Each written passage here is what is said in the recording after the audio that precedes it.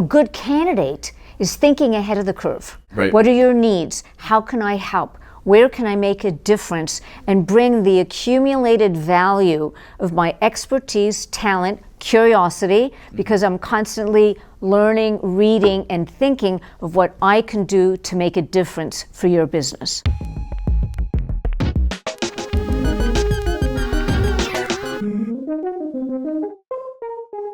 Today I've got Lynn Hazan with me today. She's the president of Lynn Hazan and Associates. Thank you. Focusing on recruiting for marketing and communications professionals. Lynn, welcome. Thank you so much. I'm so pleased to be here today. Yeah, and you do a lot. I know that your main business is recruiting for marketing and communications. You're a career consultant, but you're also quite the networker, and that's how we came across each other. Yeah. Well, I love networking because it's person to person.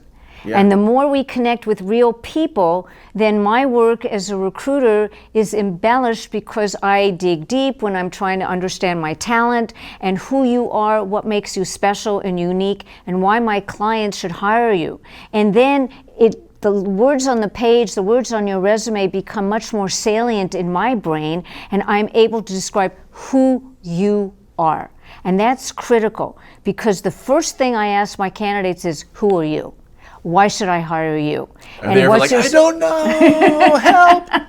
Sometimes they don't. Actually, some of my interns are now saying, I don't know what I want to do with my career, and I'm experimenting. Yeah. And that's a good thing, because it's never too late to say, I might want to reconfigure my career path. And a lot of people do that anyways. Well, who you are is quite interesting. And you also recently just did the Story Slam.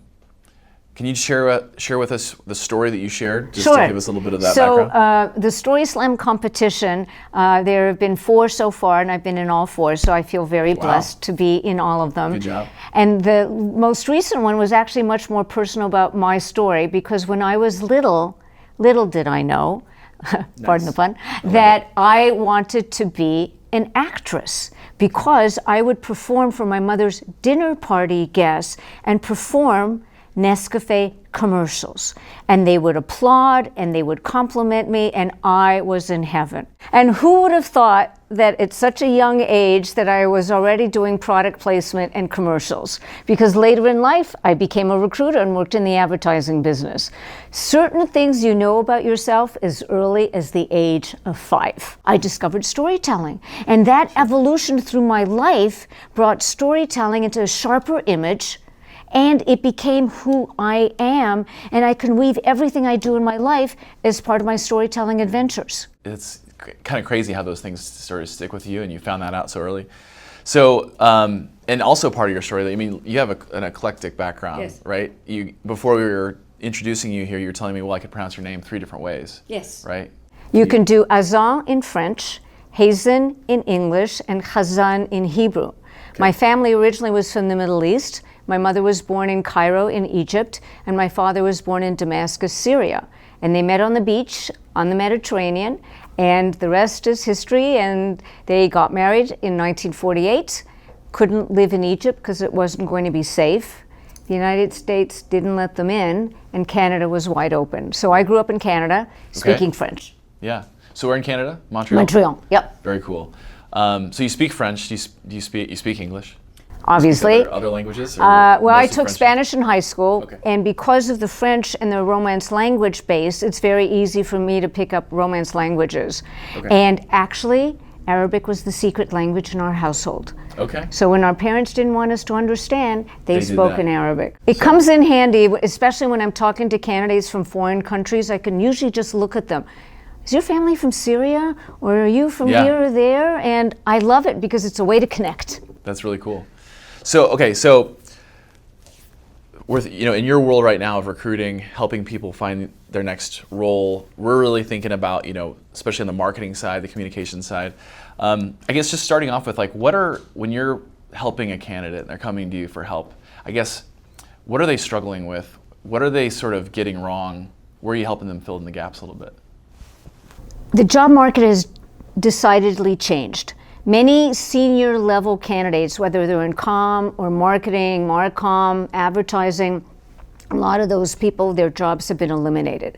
They're expensive, and they come into a senior leadership role, and now companies are hiring candidates who are less expensive, and are more hands-on. So we recommend to candidates get involved with professional associations, whether it's continuing learning. Actually, do presentations, do content, write content on LinkedIn so that you raise your visibility, so somebody might see you and say, oh, you're exactly the kind of person who I need, maybe freelance, temp to perm, or project-based. Actually, one of my candidates has been continuously freelancing for one client for 18 years nonstop, and she's still working today. That's pretty cool. And you said, you create content, find ways to elevate your profile. We even have an example of somebody appearing on our podcast who ended up getting a job because they were seen on this podcast. Perfect. And that's just an example of like elevating your profile, like be out there, like be in the conversation, right? Be seen. So what are candidates sort of doing wrong though right now? Like they come to you and they're, we're trying to find ways to stand out. Where are they getting stuck? They're over-relying on online applications. Okay. They go click, click, click, click, click. If they don't meet the specs, I don't care. Better a chance for me to get a job if I'm, quote, doing something. So they're applying the way everybody else applies. Exactly. And they're just going through the little form and they're filling it out, sending their resume in, and that's a problem? It's not a problem if they meet the specs. Right. The problem is that companies are overwhelmed with candidates who are, quote, inappropriate. Their backgrounds don't fit. For example, we've seen a lot of clients say you must have or prefer candidates with Salesforce, marketing automation platforms. If the candidate doesn't have it, they're not going to be even looked at. Right. And it becomes like the checklist. So how close are you to meeting the must-haves versus the nice-to-haves?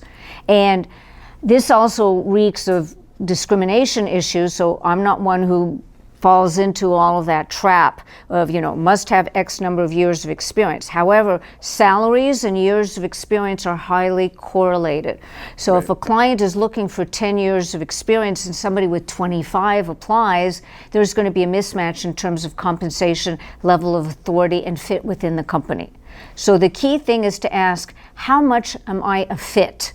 Point by point with the specs that they're looking for. Is this a good use of your time to even apply for this job?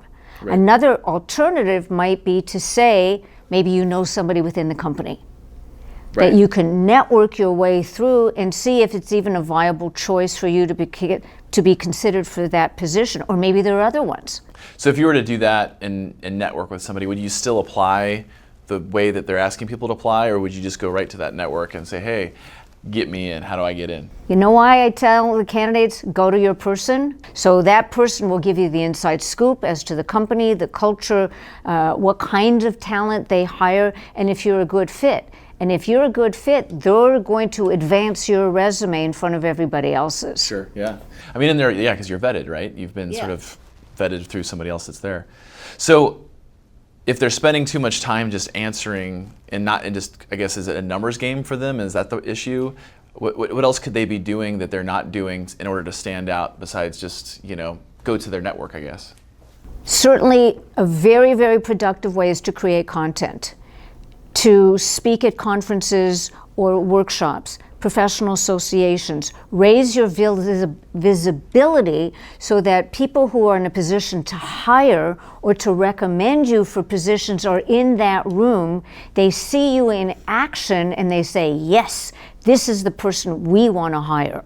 Right. And then they can help funnel the channels to open those opportunities for you because of the endorsement from the internal sources. And it's one way for you to separate yourself from your competition.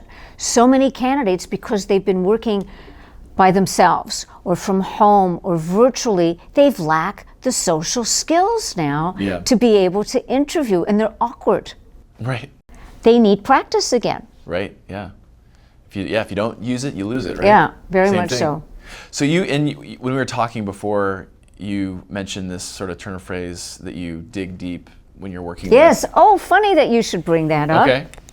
How about that? What do you got there? Oh, we got I bring my props with me. We've got a sand shovel, maybe? Something like for the beach? Yeah, well, okay. Dig deep. So I literally have this from the beach, and I keep it on my desk. It's much easier to use than a big shovel. And I literally say to my candidates and my clients, it works on both sides. Okay.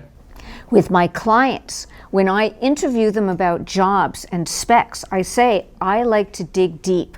I like to find out more about the job, the challenges, and the opportunities. So when I write up the job specs on your behalf, again, it's all confidential, we're going to fine-tune the search so that I operate from what I call the rule of three. Ideally, within the first 3 resumes will be the candidate of choice. So this is when you're talking about on the company side. Right, I do the same digging thing deep on the company side. with candidates. Okay. It's like I want to get to know you on a deeper level because most candidates aren't aware of the special and unique qualities that separate them from their competition. Because it's like old shoes. You're too used to yourself. And it takes an outsider often to say, that's wonderful. I want to showcase your ability to tell stories or to tell me about this breakthrough that you had in introducing this new product. Sure, yeah. Well, and I have when I'm doing these interviews, I have a prop too. These are my car keys, but I like to use curiosity to unlock the answers here. I just felt like I had to, just because you had one, I needed one too. I don't really use my car keys for that, but I love the analogy though. So when you're with candidates, do you break the shuffle out? Oh yes, of course. And they're like, I take them by surprise. Yeah. And they start to think differently. And actually, curiosity is one of the attributes that I look for in talent. Oh, good. Okay. So maybe I should use the keys. Or I could use the shovel too, I guess, if you have an extra one. So you get to know, so I guess, really you're a matchmaker in some ways, right? Because you're working both for a company in some cases or for the candidates, right? So you're trying to find... I definitely work on behalf of the client who pays the fee. Right. And I also provide career consulting services for candidates who want one-on-one support. So I do both. Yeah, okay. So then on the company side, when you're working with a company, what are they, thinking about somebody who's watching this as a hiring manager? Like, I'm really trying to find the best candidate, but the C is just like, there's so many people. We're just having a hard time sifting through all of it. What could they do differently than they're doing right now? How are you helping them be more effective, I guess? What are some of the challenges and opportunities that you are facing as a company or in your department? And ask candidates, this is one of my favorite expressions, what are your case stories? Tell me about your accomplishments. What did you do that made a difference? Because sadly, most candidates use their resumes to talk about what they do. I want to hear... the things, the tasks. Right. The checklist. The checklist becomes boring because when you have talent, especially one after the other, in marketing and comm and PR, they're more or less doing the same tasks. What makes you special? What makes you unique? What separates you from your competition are your accomplishments. Right. And that's going to make your resume pop. So are candidates not doing that? Are you finding that's a rare thing? It's when you say it out loud like that, it sounds like, well, duh. Obviously, you should do that, but are they not? Are they just not doing it? I don't think they understand the need to be different and to think about how they can make specific contributions. Now, I see it because I see a whole row of candidates, and I see best in class. Right. So I have to judge when I'm interviewing candidates, are you the best in class? Because I want to go to the rule of three.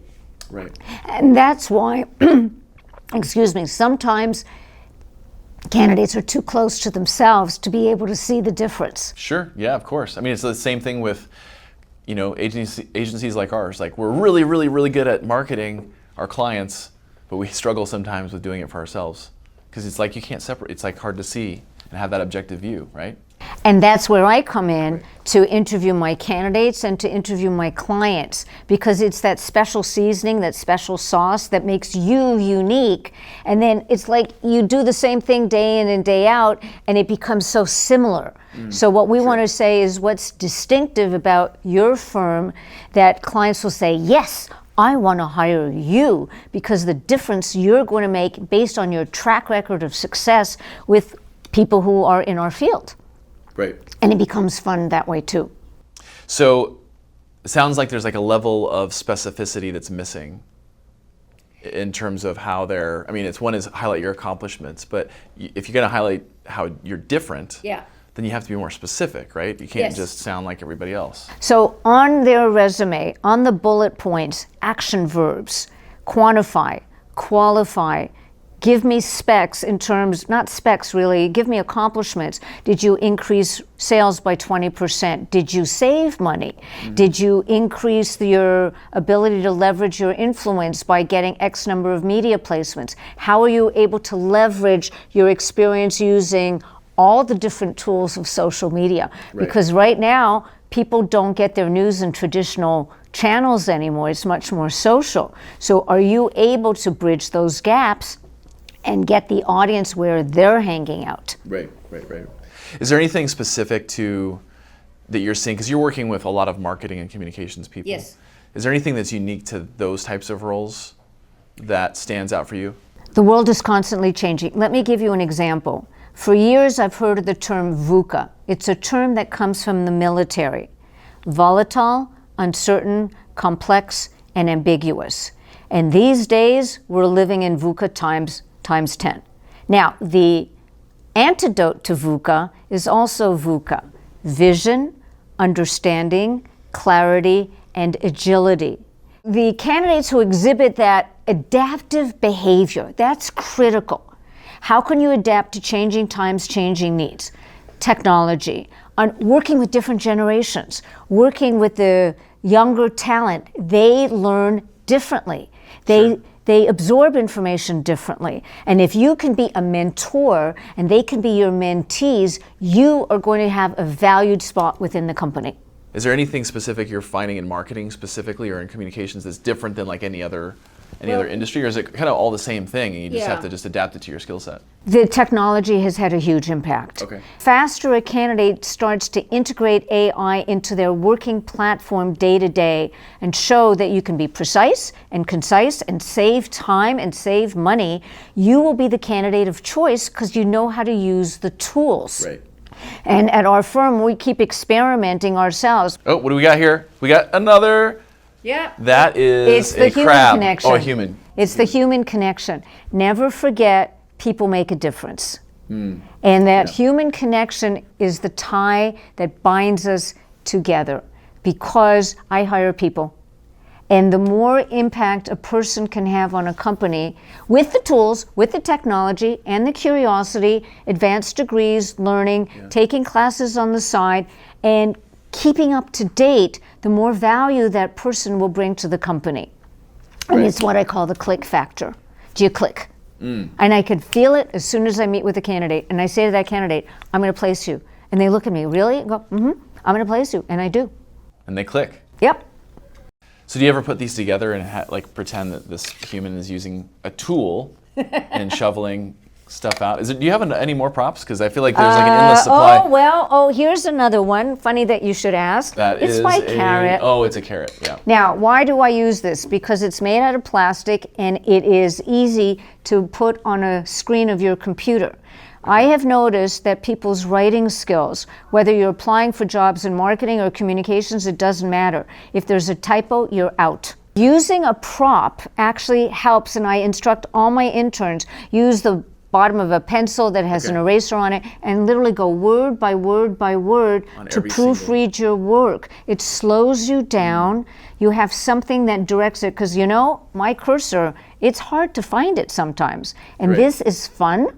And it's way more visual. Fun. So much more fun. Yeah, and it works. Yeah. Just thinking about, there's so many people, people are going to be watching this on LinkedIn. There are a lot of people looking for their next role, and really, how do I stand out? Is there anything else that you're finding, you're having your conversations that are helpful for people that are trying to stand out? The key thing is I call myself the relationship recruiter. And the more I know my good people, again, everything is strictly confidential. I don't advertise their names anywhere. It's between myself, my colleague, and the candidate, that relationship. And that's why the confidentiality is upheld. And also, I know who you are. And if a client says, I need X, and I go, I have your candidate. And they go, really? I say, yes. And I place them. And I'm always in new business pitching mode. Some clients might say, call me back in a month, call me back in 2 months. We're waiting for something to come in. So I'm always looking at talent, encourage them to register with our firm. That does involve sending me your resume and answering certain questions. So I literally can click my fingers and say, okay, here's everything I need to know about you. And then I definitely have an interview, so I dig deep and back to digging deep. There you yeah, go. and to see how closely they match with the specs for the job. And what happens often is candidates say, oh, I did that already, or I'm now certified in this particular platform. Then you go ahead and make sure you're always updating your credentials. So if you're taking a class on LinkedIn, make sure you put your credentials in. If you're speaking at a conference, I was doing a presentation recently too, actually, for SEMA, Chicago Interactive Marketing Association. I met many candidates and many people who are mentors who could be potential clients. So it helps for me to expand my network. So candidates need to think of the same thing. Are you going to industry events, conferences, professional seminars? Are you networking with people? Are you doing freelance projects? Because that'll keep you not only alive, active, and positive. Sure. I have a question for you that I ask everybody. When we're thinking about the role of recruiting, Yes. what is a word or a phrase that we should no longer use in the workplace? What comes to mind? Anything? You're going to laugh. Do you know, not so much in the workplace, but it also could be. You know how many emails I get with hey? In the subject line? Like, hey, it's like I am not a horse. You know? So hey at all, anywhere. Like, Oh, hey, I hey, hate- Lynn. Oh, I hate it. Don't like the hay. Nuh-uh. Give It's her like, grass. Or that's a metaphor, right? Yeah. Hi, how about hi? hi is better. Okay, hi's better. Greetings. Hello? Greetings? Hello, yes. Greetings are fine. Every time I see hey, I keep thinking, are you treating me like a horse? Right. Yeah. And are you nobody going likes to to be treated feed like me a horse. hay, H-A-Y, instead of hey, H-E-Y? I hate it. It's a little abrasive, isn't it? It's not A little less- friendly. It's okay. Yeah. And it feels like they're shouting at you. yes, exactly. Okay, It's like, hey, there's a car coming at you. That's appropriate. Yeah, sure. Right. But in an email, H-E-Y capitalized, exclamation point, exclamation point, exclamation point, probably not appropriate. And I get them from a lot of vendors Okay. who So, are yeah. trying to get my business. All right. So no more hey. So hello or greetings. Yes. Something that's a little bit more. Yes, or good evening, less good abrasive. afternoon, or whatever time of the day it is. I'm Yes. going to remember that. Stop yelling at Lynn in our emails. We'll do that. I don't We'll think you change did it. that. I don't think I did. We're safe. But I'm definitely going to be more aware of it now. Okay, that's good to know. Well, Lynn, this is super helpful. Thank you so much for dropping some of this wisdom here. And thanks for bringing out the props. Oh, thanks. They're fun. We're going to have to play with these now. So Lynn, thank you so much for being on the show. Thank you. See you soon.